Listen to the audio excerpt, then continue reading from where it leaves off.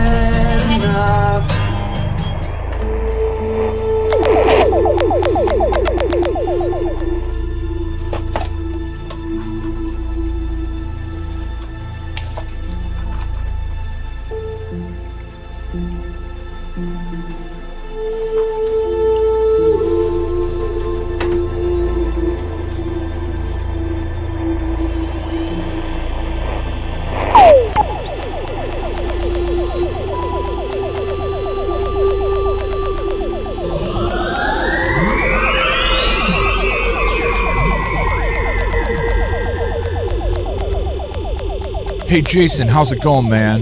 Good to see you in the Simulacrum. Can you tell me a little bit about your Archaics research? In the course of my research, it became fundamentally clear to me that as a chronologist and trying to piece together thousands of disparate pieces of data from hundreds of different sources spanning over 58 centuries found all over and around the world, I had put together a text called Chronicon. And Chronicon showed me mathematical just patterns that are inexplicable. There is no way in a Newtonian universe that what I put together could be true. However, everything is source backed all the way to the original sources and can be shown. Accepted dates that have been found by archaeologists and historians and mathematicians and scientists and astrophysicists. This was put together by me over about a 17.5-year period. What I was left with was a mathematical construct that we call the history of the world, that although it makes sense to us in retrospect when we're looking at it, while I go through Chronicon and I'm looking at the series of events that are unfolding decade by decade throughout the history of the world, there is nothing that has ever prepared me for seeing history through a mathematical lens of absolute perfection to where I could read historical events and see their predictive value.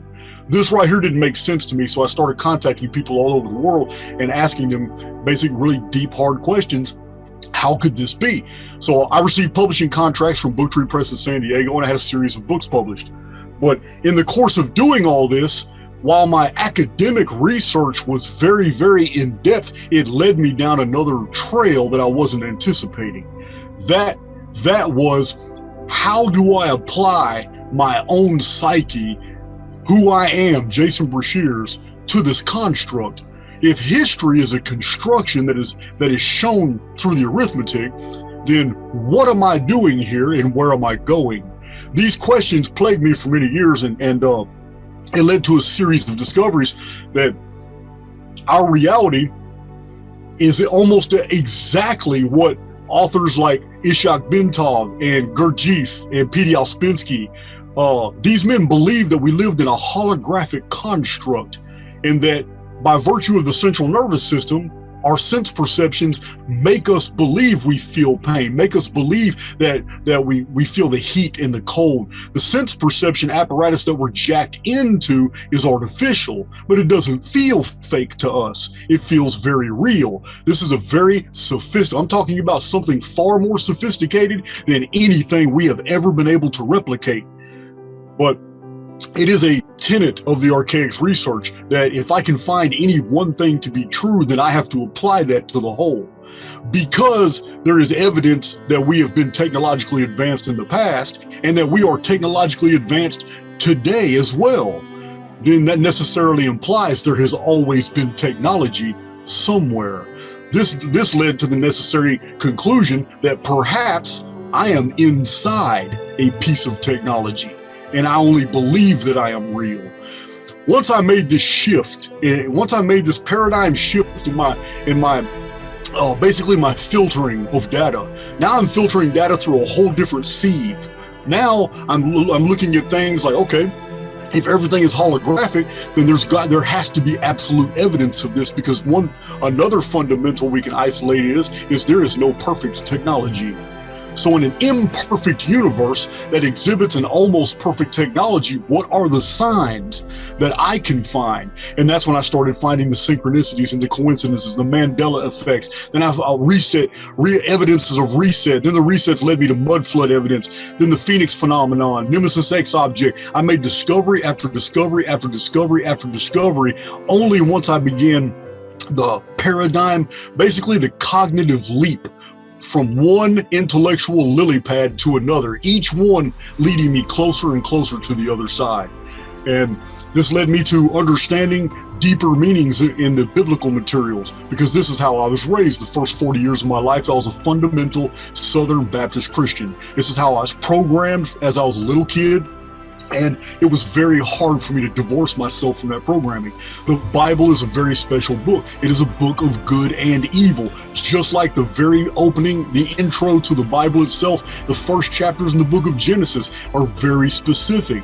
The existence of a tree of knowledge of good and evil completely predated any misdeeds that humanity had been guilty of. So, as I'm going through the biblical materials within a whole new perspective, now I'm seeing the programming. Now I'm seeing where there are two messages in the Bible. One is for those who want the inheritances of the world, and those promises are genuine, and they get those. And the other one is a series of promises of those who want to be pilgrims, who have basically turned their back on the world for something better, and they're using the world as a conduit, something they can journey through. It's not a destination. So having made these discoveries and started publishing them in a series of books and then on my YouTube channel, it's just led to one discovery after another, where I find that, okay, this same individual, this egomaniacal basically a personality, keeps creeping up into all the ancient historical records. All these beliefs, faiths, and traditions, they name him different. In the East, he was named R.E.M. And other civilizations called him by different names for whatever their culture attached to him. Well, Christianity has signed him Satan, the devil. The Gnosis had him as the Demiurge and Yaldabaoth. In the Old Testament, in the Alexandrian Library, when they were looking back on the old Masoretic text, they had basically determined that the god Yahweh was this demon who had appeared from a burning bush. Now, these are cultural attachments, these are traditions, but through my new sieve, I'm looking at protocols, I'm looking at programming. So we're having a world that is designed and built for us as we live it, and mistakes are being made on the outside of the construct. From the inside of the construct, we find these baffling. We look up in the skies in Nuremberg in 1561 and we see that the sky sim fails, and we see the machinery that's really up there. It happened again in 1566. It happened again in 1752. All these are recorded on my channel and other channels. We have many edits throughout history that are inexplicable outside the context of running timelines that for some reason, whoever the controllers are, aka Archons, whoever they are, they had decided something had been met.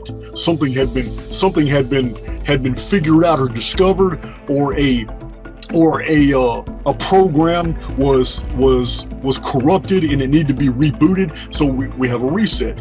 From the inside of the construct, we feel it. It's earthquakes, it's volcanoes, it's plague, it's bubonic plague, it's Great Black Death, it's an invasion force of 235,000 Mongols coming in and basically killing man, woman, and child in a third of Europe.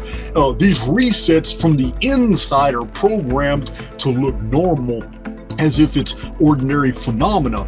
But when you look at the math, it's not. These are introductions. They completely disrupt the arithmetic. These are pattern breaks, but they're being introduced by something else. This led to a series of conclusions that we have an adversary. We have something that is working against the betterment and basically creating the retardation of the race. Not just intellectual, but I'm talking about sending the race back to the Neolithic. I have dubbed this artificial intelligence X. The reason I have is because in science, X is an unknown factor, and I'm willing to admit that in the traditional record, he's identified. We know him by different names: the Satan, the adversary, whatever you want to call him, the Demiurge, Yaldabaoth, Yahweh, whatever you want to call him is fine. It's the same personality with many faces, and it's never a good one. But at the same time, while this being or this program or set of protocols that we have identified as evil has retarded human development over and over again, at the same time, I have been basically, my spirit has become elated over and over because the evidence is equally present that we have a benefactor, that every single time the darkness rises, something rises up against it and we make it through just fine. And this has happened repetitively over and over and over and over again. So I started looking for that, and I don't find dungeon programming and collapse protocols. I don't find resets and mudfloods. I find enlightenment. I find these civilizations that are visited, or they have traditions that someone very important visited, but it's always the same characteristics, as if the same individual is masquerading as different identities throughout the history of the world, but it's a common thread. And this individual has never not been here. He's always been here. This throughout all my research and all my videos, I do not name him. All I do is I call him the benefactor. The benefactor is the one that pretty much goes up against artificial intelligence X dungeon programming. So I'm giving you all this background right now, basically to explain what is pattern breaking and what is dungeon programming, and basically what AIX is genius at is called negative default programming. These are the principal messages on my Archaix channel. On my Archaix website, my published books go into some detail, but most of my published books were written years ago. My channel is only 4 years old, so you can imagine my channel has a lot more newer findings, newer information. Now, having done about 65, 70 podcasts, you guys watched one of them. I have to let you know, podcasts are not data dumps. So please don't confuse my channel got really popular because of the data dumps, meaning I show my data sets and I show my source materials for anybody. It doesn't take but a modicum of intellect. You don't have to be super smart. All you have to do is just follow the charts. All my videos are packed with them so people can have a good understanding of what I'm talking about. So when I'm talking about human history being a construct, you can easily see it yourself. You don't have to rely on my opinion. You can see the actual events and how they all form mathematical, beautiful geometrical constructs, and I show this in the form of charts. I have about 360 charts now, and I'm about to start a new series of charts, putting them all together. So Jason, do you have a visual model of what this construct looks like? I mean, are we living in like the Truman Show or something? Or like the Matrix movie with Neo and Morpheus? Any associations to a physical construct is purely because we're trapped in what feels like a physical medium. When you assign a concave geometrical form of a dome to the sky, the earth may be flat beneath you, the programming may be on just a flat plane. However, all the actual programming is visual. Let me give you an example. We are so tiny living on the world. It doesn't matter if your paradigm is that you're living on a planet, a globe, or a flat earth. None of it matters, because 100% of all motion that makes you feel like you're moving is from the sky. It is the sky sim. It is the stellosphere where all movement is, and it's us, the observers. We are deducing that our world is moving because of the movements of the sky, but it's just the opposite. We are fixed. We are stationary. Even atomic clocks show that the world is unmoving. The entire sky is a simulation that is giving off apparent parallax. It's giving off apparent obliquity. I'll give you some examples. If it wasn't the intention to deceive us about a heliocentric system, if it wasn't the intent, then we would see things very differently, but we don't. When we look at the moon, we see phases of the moon in accordance to where the sun's position is supposed to be. Those phases show that the moon should be a globe. Those phases show the sun in different positions. That gives us the impression, and any intelligent observer should be able to deduce then, well, if the moon is round and it's a globe, the sun must be equally a sphere. That means our world must be spherical as well. The illusion is further perpetuated by the motion of the stars. The ancients built monoliths and trilithons to measure the arc of this measurement. And if you go out at nighttime with a camera and you take a picture every 10 minutes, all night long, you're not going to see the stars moving in a straight line across the sky. You're going to see them moving in an arc. That arc mimics a circumpolar movement around a pole. Therefore, we are led to deduce that, okay, well, if there's a pole and the stars move at that arc and there's one star in the sky that's not moving, then that means we're on a globe and we're spinning around. This sky sim is specifically designed to make you believe you're in a real world. It's another tenet of the Archaix research. I believe that it's all illusory and that the entire sky is holographic and that it hides many things like giant reservoirs that drop things on the earth repetitively. And I have several videos documenting when these dumps occur, burying whole cities. And it's not always just red mud, red dust, and red rains. Sometimes organic materials and sometimes body parts have fallen out of the sky. My videos go into a lot of detail and I cite all the sources, but it's almost unbelievable what has been documented as falling straight from the sky. And it's not just right here in the habitable world. I mean, we have made many significant discoveries, even at the North Pole, where things have fallen from the sky and have been encased in ice, and scientists have been in absolute bewilderment as to how these things have fallen in the ice and been encapsulated for their discovery. I say it all the time, the sky is not what you think. Our world is not what you think. It wants us to believe that we are in a cosmos, that we are one. Because this is also, so I don't confuse people, we are inside like a Dyson shell construct that mimics a true cosmos. This is a copy of the creation. It is a duplicate. It is almost exact in every detail, except for the fact that something very bad has happened inside the construct. Therefore, it was locked down. This is why we're going through life sims. This is why a benefactor is here. The prophecies attached to the benefactor are very clear. He came to set the captives free.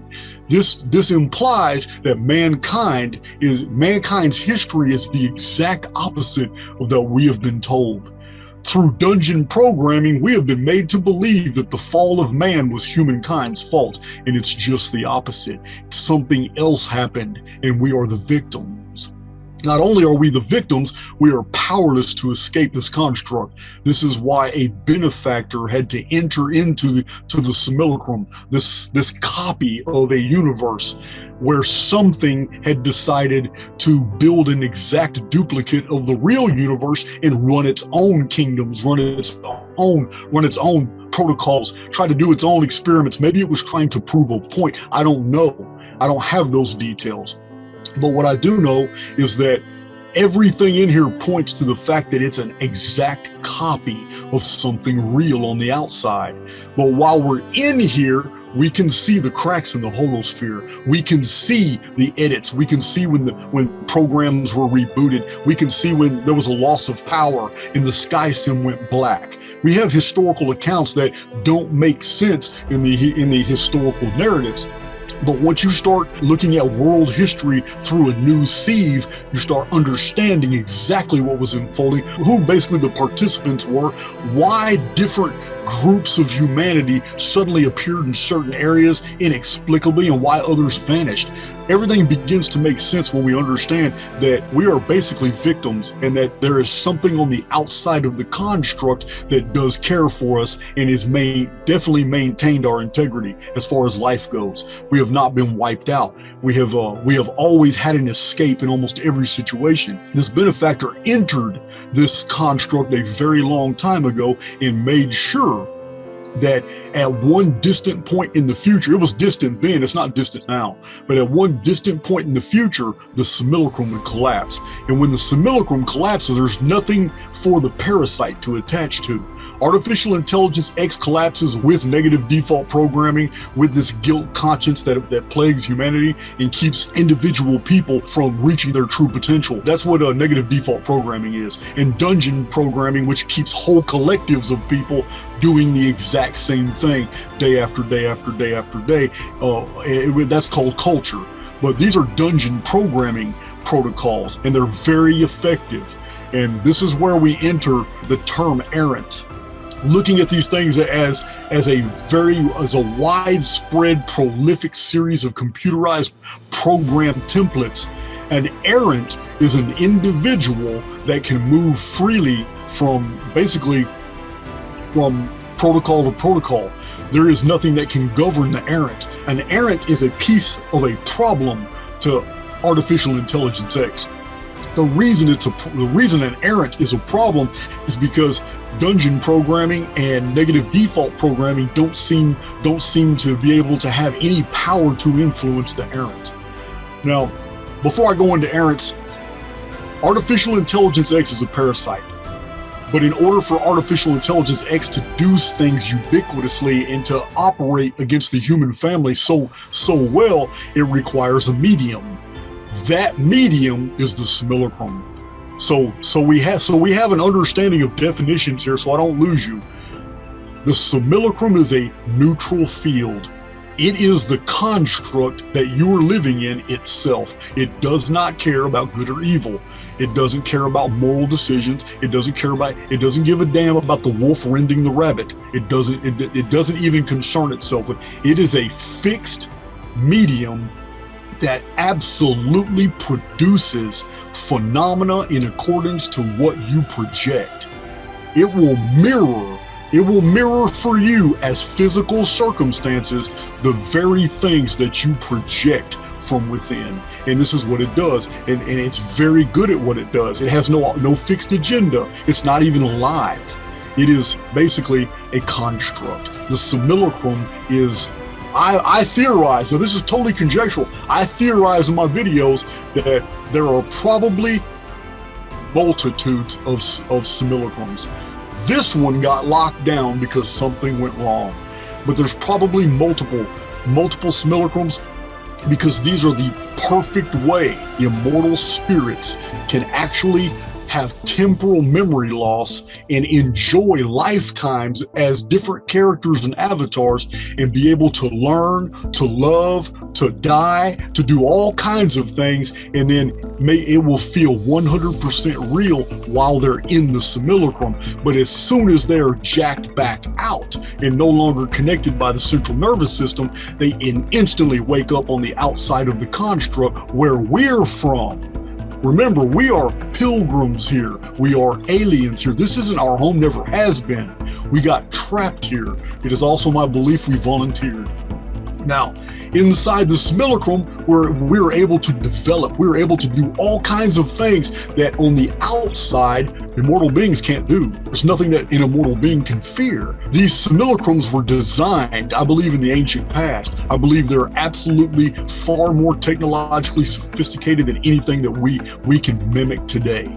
We're not even close with our virtual reality and our hologram technology. This is very sophisticated. The ability to take a disembodied intelligence that has no body. It's just an intelligence. You call it a spirit, call it a soul, whatever you want to, and connect it to something, a biological entity that is so sensitive, which we call the central nervous system. It is so sensitive that spirit can actually merge with physicality. This is how sophisticated it is. This is what we're in. So while we're in it, we're absolutely convinced that we are the body that we contain, although it's an avatar. It's nothing but a biological husk. It's a physical medium by which you can travel through the simulacrum. Originally, the simulacrum allowed us to do many great things. And this is where we get our age of heroes from, age of miracles. This is where we get our golden age from, Atlantean times. This is where we get all these special paranormal abilities that were conducted in the ancient past, until something very bad happened and the simulacrum was locked down. Then there was no more free intercourse between outside and inside the simulacrum. We were trapped in here. This required a benefactor who was going to have to come to set the captives free. This ancient knowledge basically branched into several different religions as the captives, us, lived out life sims. We preserved elements of the original story, but only in pieces, as we ourselves multiplied more and more and more and went out all over the world carrying pieces of this knowledge. So this is the subject matter of one of my books called Lost Scriptures of Giza, how there was an original knowledge, an original science, an original belief system, an original cosmology, and an original race, until something bad happened. It was fragmented, and pieces of this original arcanum have been found all over the world, and I put most of it back together, in my belief, in my book Lost Scriptures of Giza. So this is when the simulacrum got locked down, this great cataclysm, which was more than a physical cataclysm. It was a cataclysm in the human family. I believe it was the introduction of artificial intelligence X, which was not original to the simulacrum. It's a parasite that was introduced by someone else.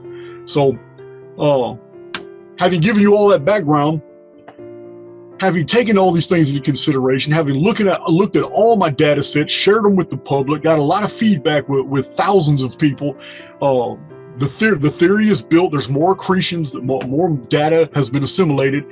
So in the course of doing this for years, it's basically come down to the point where I realized that we're living in two separate, different realities at the exact same time.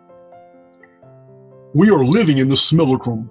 The simulacrum has been plagued by negative default programming, dungeon programming, and all the little protocols of artificial intelligence X. The collective that you know of today, the very people that you feel in dissonance with, the large masses of people that believe the media, they believe the standard religious models, they believe all the things that they are basically told, they have herd mentality, they are not very individualistic. These people are resonating on a totally different frequency because they're living in a totally different world. We can live in the same world, but we're actually existing in totally different universes. And because of this, the collective themselves they regard us as anomalies. We're so unusual, we're so weird, we're broken, we're stupid to them. This is how they regard the individual free-thinking people. The second reality that we're living in is the personal, and this is where it gets really interesting. You live in a personal reality, which is an informed field. In physics, different objects have informed fields. This is an invisible, like mathematical construct. It is an invisible field. It goes by different names. Some call it orgone. Ancient times call it ether. In more modern times, it's quantum field, quantum non-locality. So whatever you want to call it, it doesn't matter. The informed field carries a tremendous amount of information. As you sit there listening to me right now, your informed field is totally different and dynamic from the person sitting next to you. Your informed field has every single piece of information that you have ever accepted in this life and in every single life you've lived in the past. This is why on different times in your life, you've experienced periods of lucidity. And in that lucidity, you just daydream for a minute and you have an awesome little fantasy and it seems so real, and it has absolutely no application to your present avatar, but it has everything to do with you and who you are. You're seeing something that happened to you in another life, in another life sim. Same personality, you're just in a different avatar now. Life and death isn't anything that we're told to be, and death is not even to be feared.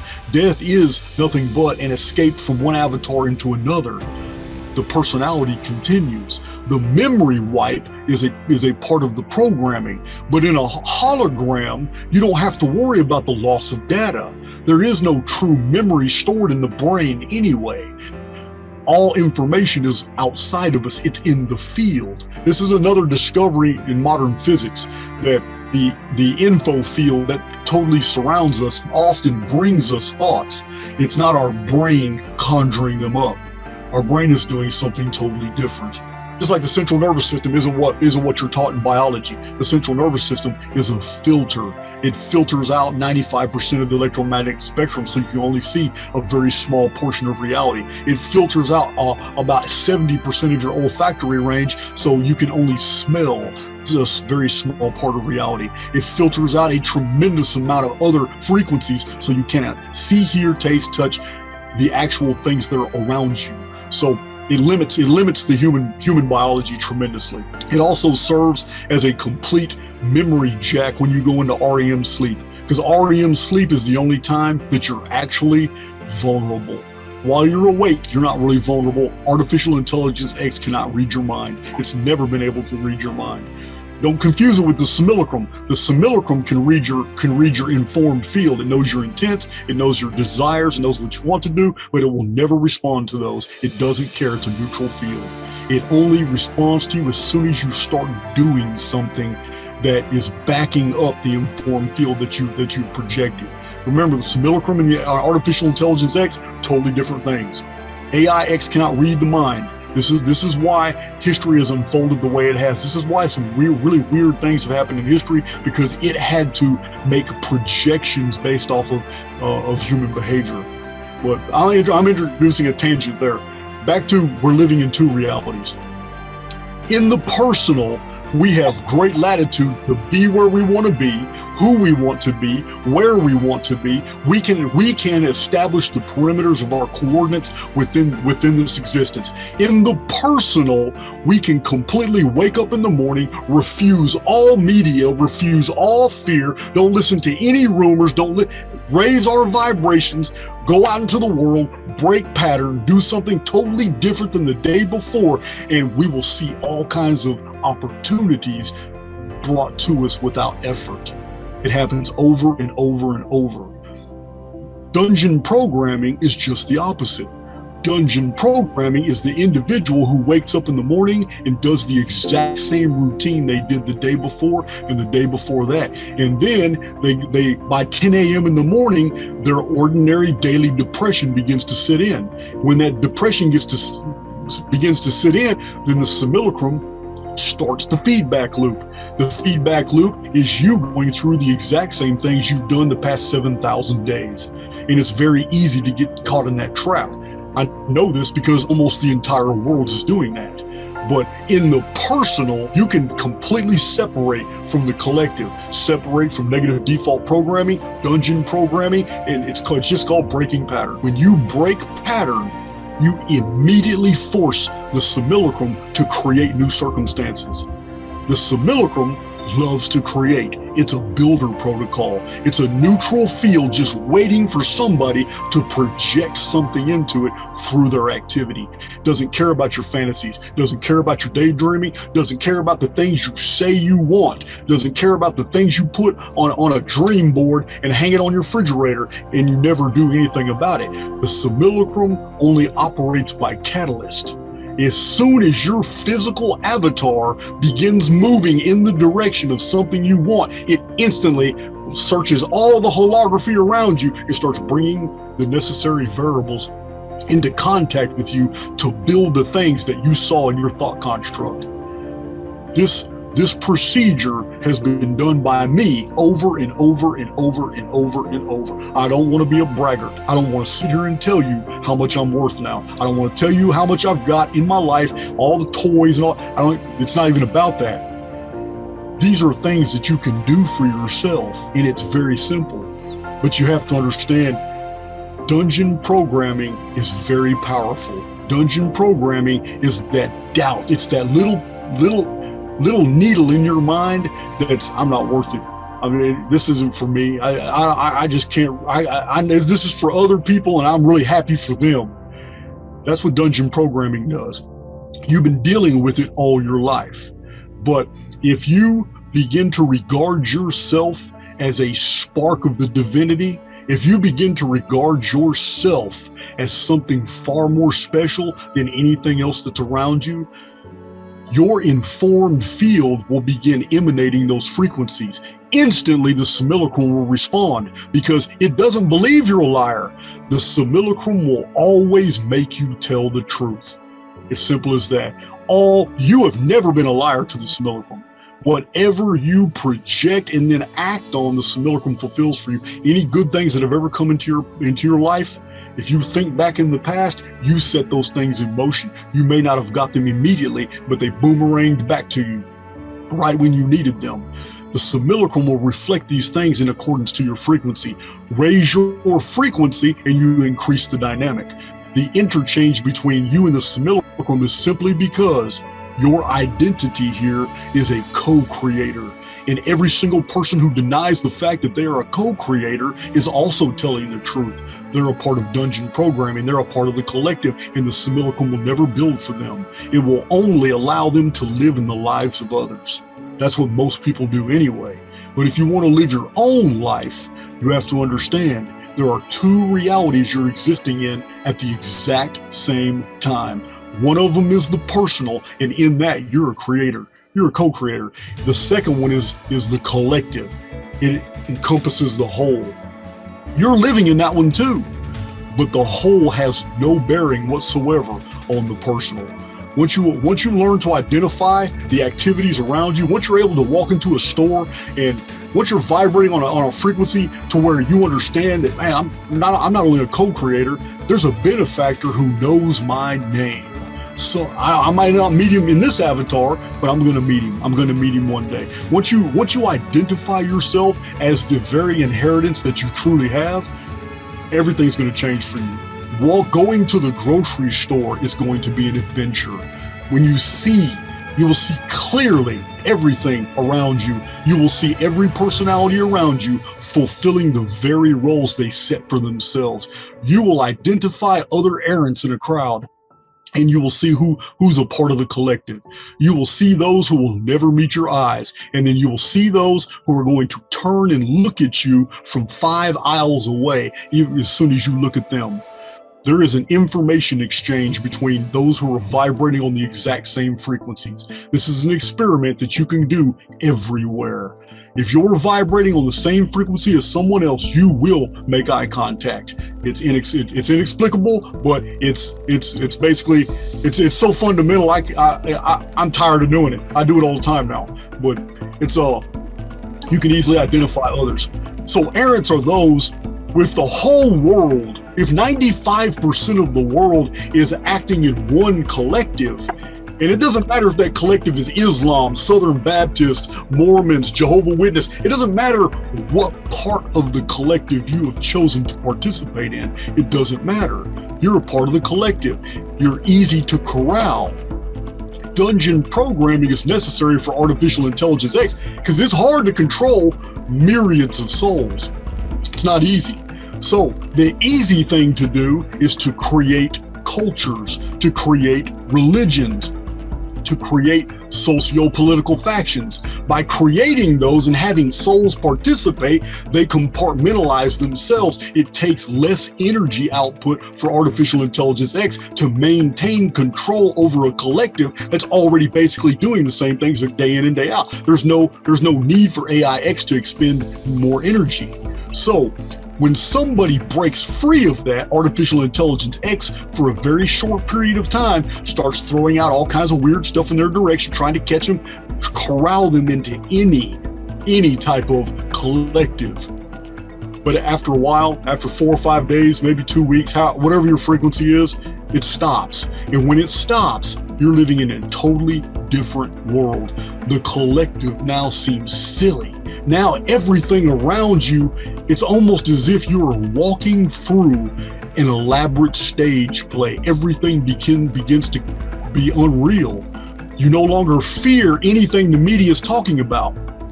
You can go back 15 years and watch the news for a whole week, for 15 years, all the doomsaying, and then look at what happened the next 15 years after that.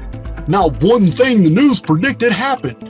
So this fear mongering is a type of programming over and over and over and over. When real bad, evil things happen, they happen all of a sudden, and they happen so unpredicted. I mean, no one even foresees them.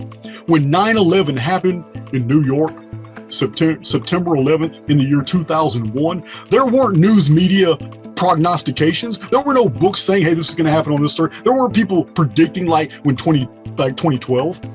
None of that. It just happened, caught everybody flat-footed. The exact same thing with the Oklahoma City bombing. The exact same thing when COVID broke out. When COVID broke out, it just broke out. And then all of a sudden, within 90 days, half the world's locked down. Nobody saw this coming. When the news is a dungeon programming protocol.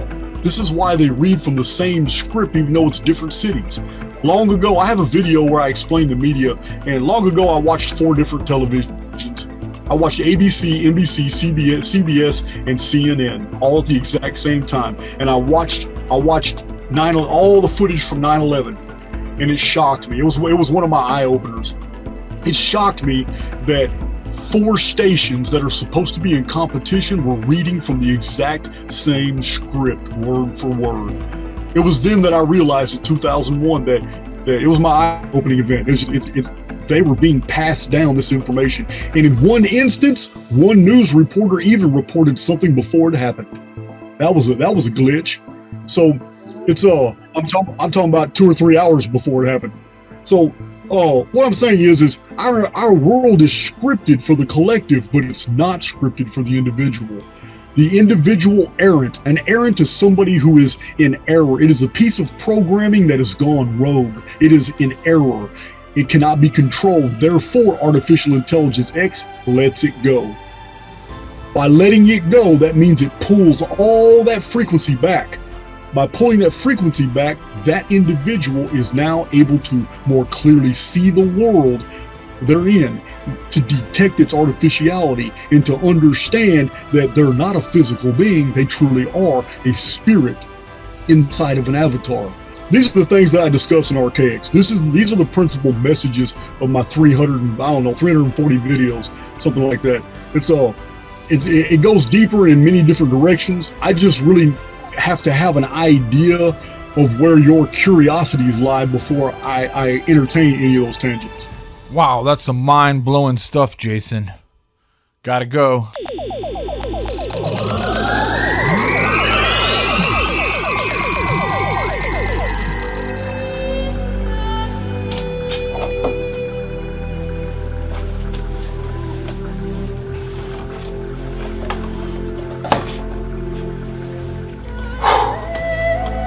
That was trippy, man. Yeah.